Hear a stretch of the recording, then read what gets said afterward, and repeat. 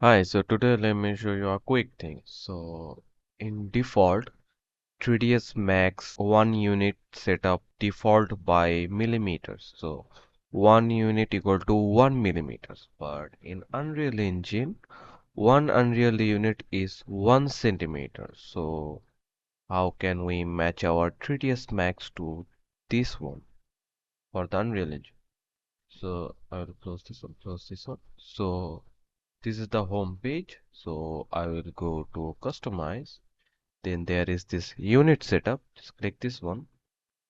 There is a metric meters. I will choose here and I will choose 1 metric centimeters. So this is centimeter. After that, I will go to system unit setup. Now I will change the millimeters to centimeters. Now press OK. OK. To check if the settings are saved or not. Now let's go to unit setup again.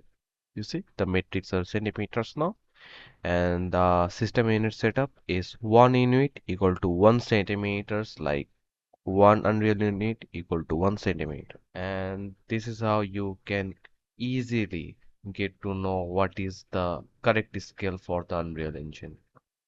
Bye.